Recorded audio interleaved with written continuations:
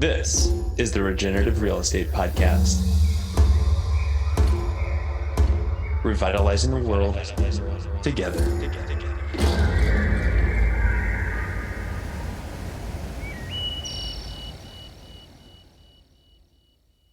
Welcome back, podcast listeners. This is your host, Neil Collins. Thank you for tuning in today for another amazing episode that we have lined up for you. Before we get into that, I do want to just talk about the times that we are finding ourselves in right now. These are deeply disturbing and troubling times, and I think we can all feel that. If it takes a pandemic and massive social unrest as wake-up calls, I think we need to start waking up. The reality we are living in is not the reality that we really want to be leaving to our kids. I am hearing people cry out saying, how do we get back to normal? And I want to challenge this question. And I want to say that the normal of yesterday was not good enough. That's why we are talking about regeneration. And we are talking about regeneration in real estate because we deal in housing, because we care so much about the spaces that we're spending time in to recreate, to rest, to raise our families, to love. These are our sanctuaries, and instead of making us happier, healthier, wealthier, and thriving, they're isolating us, they're enslaving us, and they're poisoning us. And our guest today is going to talk about that. And so for us, when we talk about regeneration in real estate, what we are talking about is we're talking about healthy environments. We're talking about sustainability from the perspective of energy efficiency and building science and what kind of fuel sources we're using. We've come a long way in that endeavor, but that is not good enough because I don't want to sustain us at our current level infinitely. I want us to build up above that. And what we are missing is we're missing community orientation. I don't want us to be living in toxic isolation. And finally, I want to talk about beauty. And beauty in this world means ecological integration. It is high time for people to wake up to the fact that human health is intricately woven with our soil health, and it is linked with our climate health. And if we can do that, this is the same side of the coin as social justice. But it cannot be done in a silo, and it cannot be done by one or two people. It's going to take a tribe. We're going to have to build community around this. And that's why I want you to go to Facebook, and I want you to search Regenerative Real Estate, because that's the community that we're trying to create. I want to hear your voices. I want to know what you're thinking about and the projects you're working on. And I want to tell you what we're working on. What are the thoughts that are going on in our heads? I want you to be able to say, hey, Neil, this is a great person that you should have on your show. I'm getting a lot out of their message, and I think it really integrates well into your message. And I am very convicted right now to make sure that everything that we're doing in our business with Latitude is pushing in this direction, because I don't want to continue to live in this current reality, and I don't think that you do either. And I certainly do not want our kids to inherit the state of the world as it's in right now. So as we get into our show, I hope that you recognize that Paula Baker-Laporte is one of those true visionaries and true action takers that is helping to move us in the right direction. She is such an advocate for healthy homes and is an amazing light in the darkness that we find ourselves in. Without further ado, let's get into the show. Thank you for tuning in to this episode of the Regenerative Real Estate Podcast. This is Neil Collins, and I'm joined today with Paula Baker-Laporte. She has been named one of the top 10 green architects by Natural Home Magazine in the US. She's president of EcoNest Architecture and is really an advocate for healthy homes. So Paula, thank you so much for coming on. I appreciate it. Thanks for having me, Neil. Paula, if our listeners are not familiar with you and your work, I want to get into that and start really with where you came from and what your background is. Sure. I'm an architect. My education was in Toronto, Canada, and shortly after I graduated, I came down to New Mexico, where I lived in a sick home, and that home made me sick. And I had nothing in my background as an architect that prepared me for this idea that the chemicals in a home could make people sick. Never had given it much thought. And it actually took me many years to find out what the cause of my illness was. And once I found that out, of course, I was very motivated to do buildings differently. So my impetus came from experiencing illness from a building. When you say that you moved into a sick home, Mm-hmm. I think a lot of people are not familiar with this. It doesn't get talked about. Sick building syndrome is something that the industry is just now talking about on commercial real estate, but I find that most people are not aware that their house can have toxins and chemicals and things like that are making us sick. So what was that like for you? So for me, I lived in a brand new home, and it was full of formaldehyde amongst other things, and I became sensitized to formaldehyde. And one of the things that happened, I was really healthy, I was a jogger, I started to get pneumonia. So I started to get lung ailments very regularly, and I was okay during the summer, and then as soon as we closed the house in the winter and weren't getting enough air exchange or anything, I usually got sick, and it usually affected my lungs. And at the same time, I was having, I would go into a shopping mall, for example, and after a while, I couldn't remember what I was there to get. And that's because there was a lot, things have changed, they've gotten better, but at that time, there was a ton of formaldehyde in shopping malls, because that's what they sized all the clothing with, all the new clothing. So, going down the cleaning aisle in a supermarket would be a torture for me. Like many people with sensitivities, I developed a heightened sense of smell and was very sensitive to all chemicals. They just smelled bad. I didn't realize cause and effect in the beginning. How long did that take you to put two and two together, that it was your built environment that was making you sick? I may have never gotten it, but I was doing a home for a doctor, Dr. Erica Elliott, and she was literally getting poisoned at the clinic she was working at. Her desk was right below a fresh air intake, which was, as it happened, taking chemicals in from the sterilization of the equipment, aldehydes, and dropping them on her desk. And she just happened to have a patient who'd been struggling with this for many years, who basically told her what multiple chemical sensitivities was. Interesting. At that time, you talked to a doctor. I would imagine there wasn't many options out there for you. What did you do? I mean, you had an architect degree, which is great, but most people, they're not in that position. Did you have to build a house then? Luckily, I was in a house. I had built my first house at that point, and it was in good enough shape. It didn't have wall carpeting. It was Santa Fe. It was made out of more natural materials, that I was able to adapt that house. For me, it meant, for example, using standalone air filters, getting rid of the gas appliances because I could no longer tolerate them, etc. So I was able to make that environment workable for me. And then I discovered a whole way of looking at health that was beyond removing chemicals. And this was building biology, and it came from Germany. And it was their answer to healthy housing. And they developed a lot of illness right after World War II because of all the chemicals they were adding to their buildings. And so they developed a health-based system based on nature as the gold standard. And so we evolved in nature, and that composition of the air in nature, of the elements in nature, is very complex, but it's perfect for nurturing our health. So how do we introduce that indoors? So suddenly my quest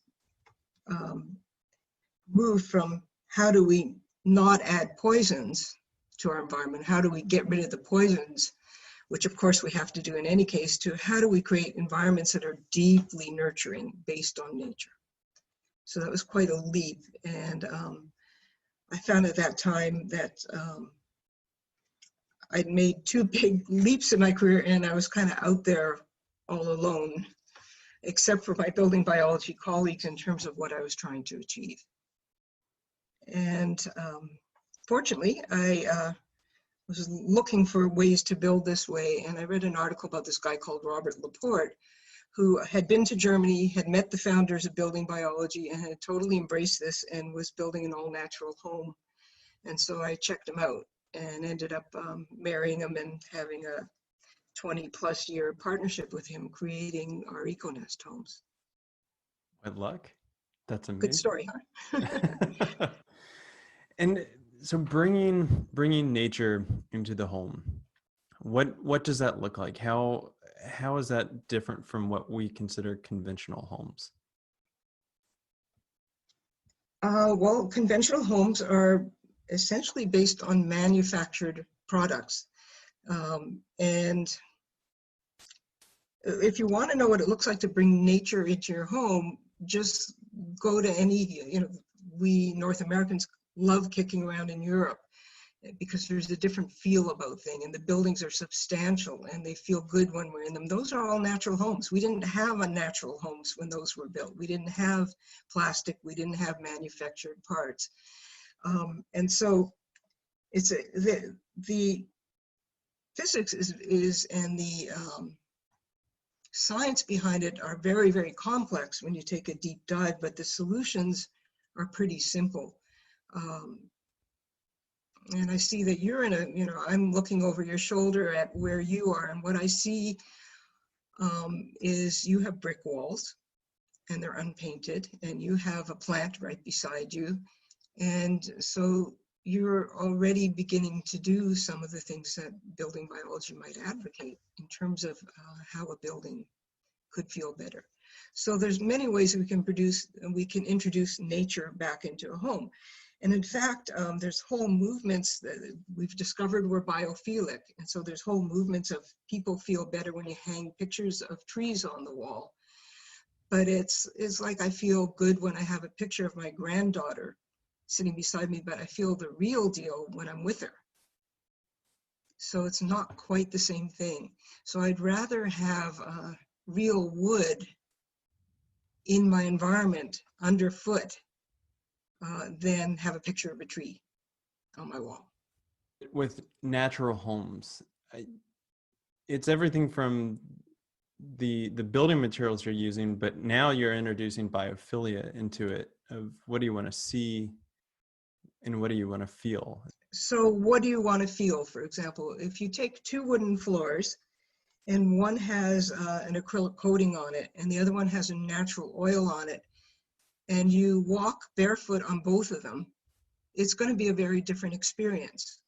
Most people haven't thought about this, so they don't really take it in on a deep level. It's just, but when they feel it, they know it. So why is that? Well, the natural finish, the oil finish and the wood itself work with your skin. So you may have a little sweat on the bottom of your foot. And if you walk on an acrylic surface, it's going to just remain on the bottom of your foot and it has a different feel. If you walk on a natural surface, there's an interaction. And so in my books, each of these kind of man-made interventions is a subtle stressor. So if we look at walls, for example, if you look at a painted wall, you're looking at a color. But in nature, there is no such thing as a color. If you look at a leaf, it's going to have different tones and colors of green on it. So there'll be, and if you try to match it up with a paint sample, you'd need 10 or 12 paint samples to make up the color that goes into that leaf. How does that translate into a home, for example? Well, I have natural clay with natural oxide pigments on my walls, so it looks like things look in nature. And often people will realize that they're looking at those walls and there's a level of relaxation of their eyes that happens. It's de-stressing. So multiply that by all of the surfaces and what's on all of the surfaces, and you begin to create a certain kind of interior environment that feels different. But it's more than skin deep. So then how do we make our walls? In North America, we usually make our walls out of our homes, at least with 2x6 material, 2x4, 2x6, and that gets filled with fluffy insulation. And then we can't let a lot of water sit in there. And then we cover it with drywall that has paper on both sides of it. And so we have to keep water out of that wall. Otherwise, we've created a mini mold factory. And if you ask people who are sublimely sensitive to mold, when there are more and more of them, they cannot go into a home and not detect mold, especially in more, in certain climates. But you would be amazed how much mold is in all of our houses. And it's because of that, and how we've solved that in the past. Once we started putting insulation on our walls to add comfort, was by putting barriers against nature. So putting plastic is the most common way to keep water out of a wall. And where walls have failed is water gets in behind the plastic, and then it can't get out. So the building biology approach to a wall is to make it vapor open, so that vapor can move through it freely. So you need a certain kind of wall that can handle that kind of vapor. So we do that in our EcoNest with light straw clay. So clay and straw mixed together. In New Mexico, where I worked for many, many years, we had adobe walls, so they're clay bricks. So if you look at any of the older buildings, especially in Europe, they're made out of vapor open walls. So any of the amount of vapor that any environment could throw at them, the walls could handle. That's how we've always done it since the dawn of human building, which is many thousand years old, until about 90, 100 years ago. In North America, we invented light frame construction. And then we came to expect a higher level of comfort in our homes. I mean, when I was a kid in Canada in the winter, there'd be a big layer of ice on the inside of our big picture windows. And that was back in the days when energy was just about free. So it didn't really matter that much. We could just blast ourselves with hot air and we kids were comfortable. But then we realized that energy started to cost more. We don't know how much of it there is in the way we're using it. So the whole energy efficiency and comfort movement happened, and they're both good things, but they changed the dynamics in our walls. And at the same time, a lot of new manufactured products were coming on the market. So I guess a summary was that, maybe in another 50 years, we'll have it all figured out. But for the first we've made some miserable mistakes over the years. You probably know that from your experience in real estate, that there's a lot of homes out there that are falling apart after 20, 30 years. What is very different to me in your message, though, is I see the green building movement, and they're going towards pushing for a higher R value, and they're insulating their walls with cellulose. And they want to attract moisture so that they control the humidity levels and the temperature level. What is your take on that? Because it sounds like you're advocating for something different. I've learned a lot from building science and green building about what makes buildings fail, and any kind of building can fail. So there's a lot of good, solid knowledge coming out of that, and I don't put that down at all. But R value, there's a lot of emphasis on R value. There's a lot of emphasis on the use of foam to achieve R value. My fear is that we'll create energy standards, R value standards, and we'll codify them to such a high level that the only way to achieve them is through man-made synthetic foam products. And I have some real questions about the chemical makeup of foam, what happens to it over time in a wall. So there are many questions around it. We develop things faster. We don't have the test of time like we used to. It used to be building was handed down from generation to generation. It was a kind of a guild thing, and small innovations would happen over time. And then in 100 years, so-and-so's grandson could say, oh, that was pretty good, or oops, let's back up a little. And things didn't move so fast. Nowadays, we have manufacturers and they produce new products all the time, just like the fashion industry would be dead in the water if it didn't produce new fashions all the time. I remember once trying to find out the chemical content of what was in a new product put out by one of the big companies like Dow. And I was speaking to customer support and they said, oh, this is a great product. We put it out 2 weeks ago and have not had one recall. But it doesn't take 2 weeks. It takes decades and decades to find out what works and what doesn't work. So that's a bit of a dilemma that I'm seeing. The rules change pretty frequently as we learn more. And I don't think that today, June 10th, 2020, we're finally at the point where we've learned everything and aren't going to make any more mistakes. I agree. And I think that science is rapidly pushing us in different directions. And what I'm seeing by a decade in the industry in real estate is that more people are coming to us saying, hey, I am having a chemical reaction. Mold is a very prevalent thing. We've worked in property management where mold is just treated topographically and then forgotten about, and it hasn't gone away, and we've seen people get very sick because of that. We've seen the industry sustainability push the Internet of Things to a point where I think marketing has made us look a little bit crazy. They want us to put an aluminum foil hat on whenever we talk about EMFs and 5G. And so I'm very curious of just health has been removed from the equation from sustainability in my mind. That's what I'm seeing. And I'm curious, because you must be a magnet for the ailments that are coming out of the woodworks that people are now experiencing. What kind of symptoms are your clients coming to you with? Yes. Okay, so things have changed. It used to be chemicals were the predominant thing. People got poisoned by their homes. The green building movement lead has been instrumental in providing in manufacturers realizing the need to reduce the VOCs in their products, and that's progress in that area. But now I'm seeing mold and EMR sensitivity just explode, and they're all interrelated. So there's a lot more working with those areas now. And the other thing is, it's not people. The client is not a middle-aged menopausal woman who's been to 20 doctors and a psychiatrist and no one knows what's wrong with her, and then she figures it's the chemicals in her house. Doctors are a little more aware of the possibility, although I wish they did house calls, then they'd know. If they could see the environment that their clients were working in, we'd be way ahead.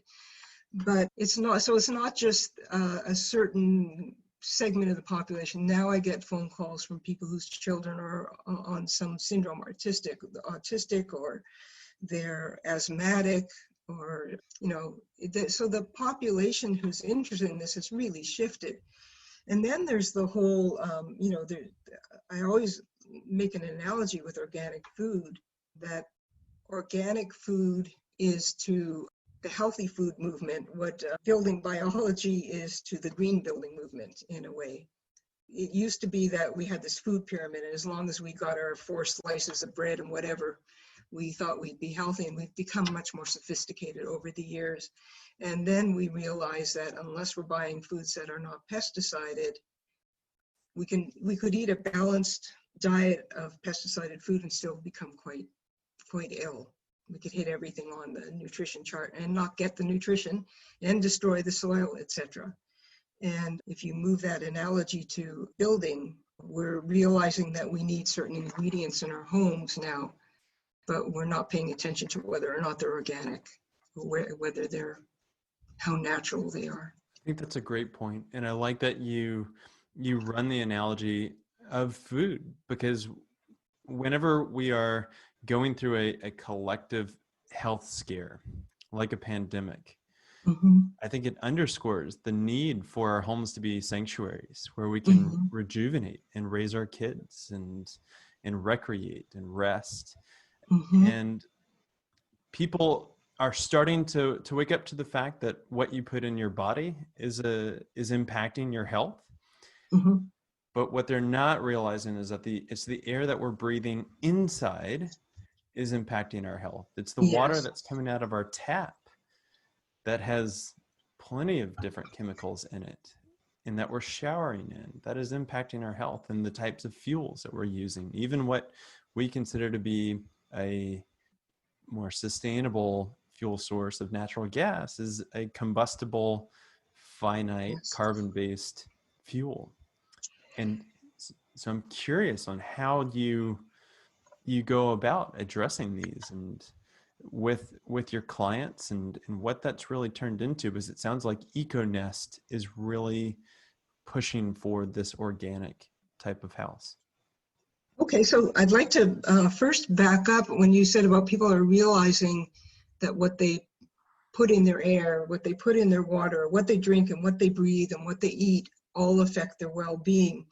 And I agree. And the logical, if you keep going on that train of thought, the logical thing is what we put back into the environment from our homes and from as a byproduct of our living is also in a much bigger scale affecting our health, in a worldwide scale. So often I'm asked, how much more does it cost to build a healthy house? Or how much does this house cost per square foot? And our parameters I'd like to kind of bust those parameters. So cost per square foot, I was once had a developer in our office and said, oh, how much does this cost per square foot? I said, oh, about $1 per square foot per year. For design. And he thought that was a very cute and funny joke. And I was serious. So what does it matter in the big picture if we're spending X or 2 times X if the thing we're spending twice as long on lasts 4 times as long? But our economy doesn't work that way. People move, and what they care, and the whole real estate market's about investment. It's not about an investment in the infrastructure of our country or our ancestors. We don't have that perspective anymore. So that's cost per square foot. It costs more to build a healthy home. Anyone who's been through illness like I was, or people who have been much, much more ill than me, I was lucky. After 10 years, I found a doctor who knew what to do. But there are people who've suffered much, much more, and my heart goes out to them. And they are willing to make a lot of sacrifices to get a roof over their head. So they're not, our culture is kind of geared towards large houses. And when you look at real estate ads, they're all about how many bathrooms, how many cars, garage, and how many bedrooms. And that's what the whole financial scene, that's what we're appraised on. So a home that's built to be healthy and conceived as healthy from day one doesn't necessarily appraise any higher than one that's going to make their owners chronically ill and cost them hundreds of thousands of dollars in medical bills. So how do you deal with that? The first conversation I usually have with someone is, what's your budget and how much space do you think you need? And usually the budget is overly optimistic. The space is larger than you can buy with that budget, even if you weren't spending extra money or spending the basic money you need to make it healthy. And so that's the first equation, cost, size, quality. And people who know they can't compromise on their health and they have a fixed budget are willing to live in something pretty small. And so a lot of what we've done with EcoNest, it's a handcrafted home, and handcrafted homes are expensive, but what we've done is we've made them very compact. And we have found for many people that's a solution. When you say compact, what do you think your average home size is? Well, let me distinguish. First of all, when I say EcoNest, I'm talking about the clay and straw buildings that we have done as a series, because as architects, we do other types of mass wall construction. I'd say that's our specialty, is mass wall, healthy construction. And so we work with other materials, notably Faswall, Durasol, aerated autoclave concrete, Adobe. We've worked with all of them except rammed earth. I haven't had a chance. I really want to do a rammed earth building. But for the EcoNest, that focused in on, for a number of years. The average was under 2,000 square feet, probably between 14 and 1,600 square feet, 1,700 square feet. And these are, up to 3 bedrooms. So they're not large by real estate standards at all. And I think that's great. I think that's a direction that we need to go. A dear friend of ours in another podcast interviewee, architect Ross Chapin, has described it as, we don't want our homes to be too large and we don't want them to be too small. We want them just to be just enough. And he does wonderful work. So he does do wonderful work. And, yes. and I'm connecting experiences in my past with housing. And I'm going to preface this with, I've seen my father has gotten cancer. My father-in-law has gotten cancer. My mother-in-law has gotten cancer. I've seen them both build new houses with attached garages. My wife's dog has died within 2 years after they built the house. And we're just starting to see people get very, very, very sick. And I think about the externalities is almost what we're talking about, is that we're not factoring that into the cost per square foot as well. Yeah. For the basics of, I think, we've written a book called Prescriptions for a Healthy House. And we're actually, the last version, the one that's out there now, is over a decade old. And so we're rewriting it again, 4th edition. But the basics of don't attach a garage, all of those kind of basics are in that book.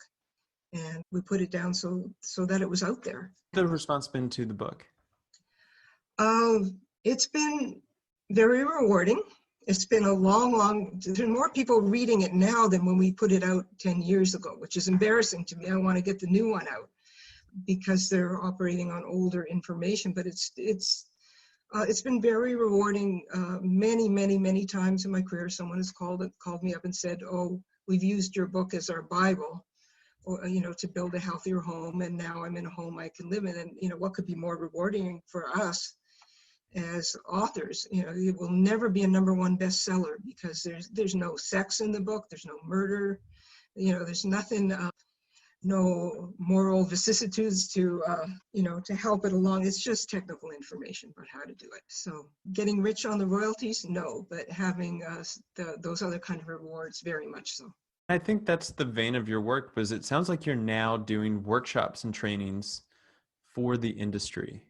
Can you tell us a little bit more about that?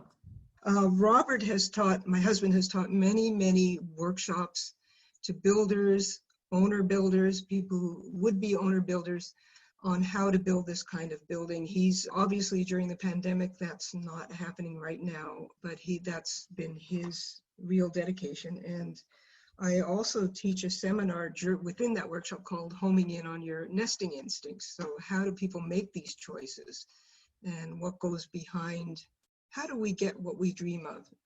And I'll tell you a story about that, but also for professional architects, builders, designers, real estate, I've developed coursework for the Building Biology Institute along with my teaching partner, Stephen Collette, geared at our professions, at the design build professions. And that's really in-depth. It consists of 1 5-day and 2 4-day in-person seminars, and then home study, etc., and then a mentored final project. So it's the only coursework that I know out there that is geared to our industry and teaches the basics of building biology. So building with nature is the gold standard. Are you finding that it's spreading across the country and across the world? I think the Europeans have always been advanced in this area compared to us. And in North America, it's, as you say, it's a little bit outside of the green building world in terms of its emphasis. I think it will catch on. It's the same as the healthy house stuff, the irony that we're selling more books now than we were when our books came out, because interest is happening. Unfortunately, a lot of it is because people are getting sick. So my vision would be groups of real estate agents, architects, and builders that are of one mind around creating healthy homes. I think that's an amazing movement to push for. And that is one of the reasons why we started this podcast, is how do we bring that missing link together, particularly on the sales side, where we as a collective body of realtors don't have any experience with healthy homes and are actively shying away from that. And I think the financial interest pushes people away from even wanting to know about it, because that means they've got to come face to face with the truth that a conventional house may not be a healthy house. And there may be a lot of factors that go against that. Yeah, these are big obstacles. There are a few. I have met a handful of real estate agents who have specialized in this. But you know, like specializing in healthy architecture, you're going to be working with one of the most time-intensive and needing clients that there are out there. It's much easier to make money in either field by just selling big things, you know, with high price tags that have bells and whistles. And so it's natural that a group of real estate architects, builders interested in this would be outliers to the main field. I just don't know how long we can go without environmental and natural consequences building up and snowballing. And if we're not paying attention now with some massive wake-up calls on a societal level, then I think it's only going to get worse. Because that's where it's going, is that we might be advancing building science, but if we're creating very airtight buildings that are toxic inside, because our formaldehyde use is still quite prevalent in building materials. And now we've wired our buildings up with every kind of smart gadget possible. What's going to happen? It's going to be a catastrophe. Yeah, I mean, we're getting smarter a little bit at a time. At least now, for people who are doing best building science practice, they're making their homes tighter, but they're also introducing mechanical ventilation, which is not the same as opening a window or being outside, but it's, you know, my vision would be homes that didn't need life support and just introduce technology for pleasure and for enhancement. But unfortunately, I agree we're going towards a direction where buildings need life support. And that life support is causing energy to be consumed, and it's causing us to live in less natural environments. So for each, as I see, for each intervention that moves us from being an outdoor animal, there's a consequence. So moving indoors, it was a consequence, but making our ventilation mechanical, there's subtle consequences. There's subtle noise being produced that's going all the time. I remember when HRVs first came out, I said, well, I asked the obvious question to the manufacturer was, well, how would you know if this broke and you weren't getting fresh air anymore? And he said, oh, you'd know because you wouldn't hear it anymore. So what is a mechanical noise that's going on all the time? It's just it's one other stressor. So we're kind of, so often I've had to come to the point with my clients where I'm saying, well, pick your poison.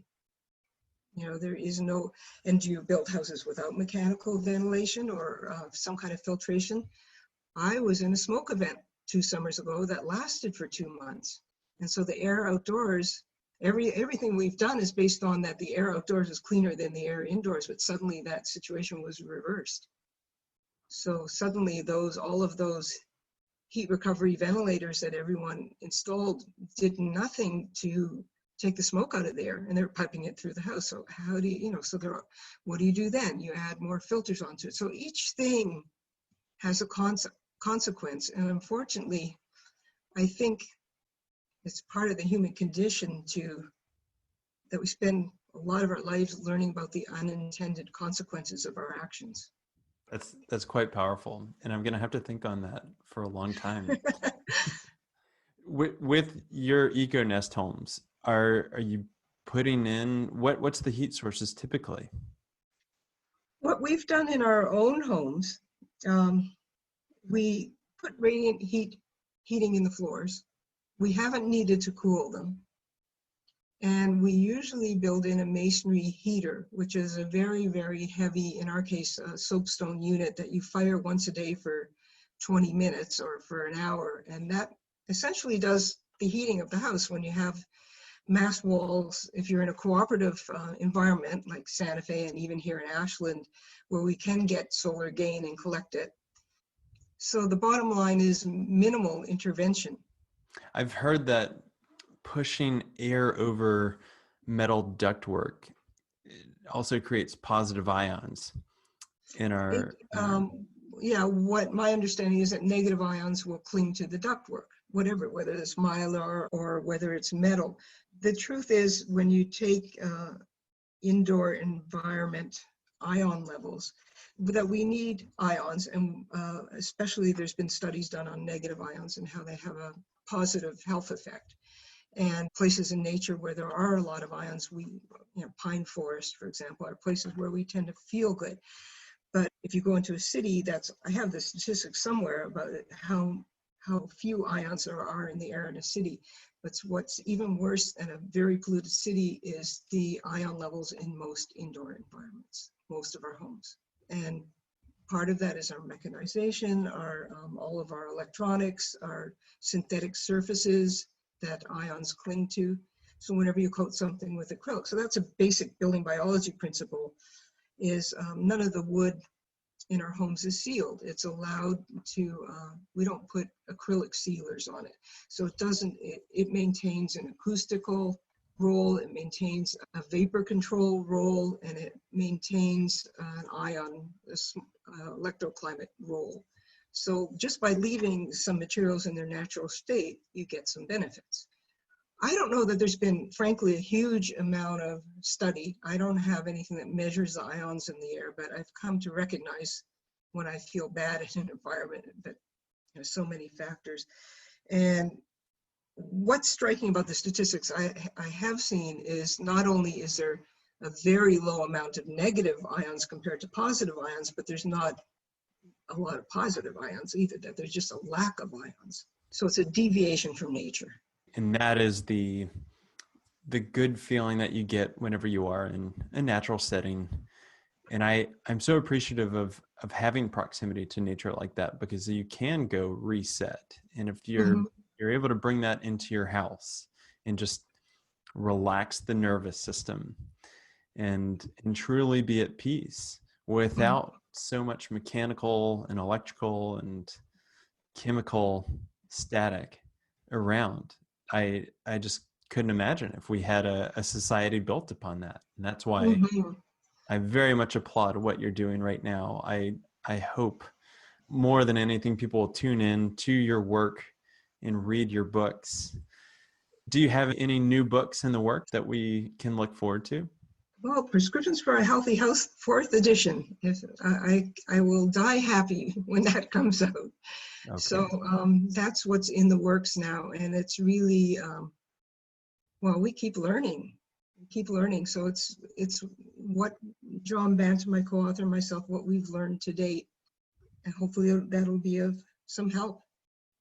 I hope so. Paula, thank you so much for your time today. I'm going to link in our show notes to the books that Paula has written and co-authored, as well as her company EcoNest that she runs with her husband, Robert.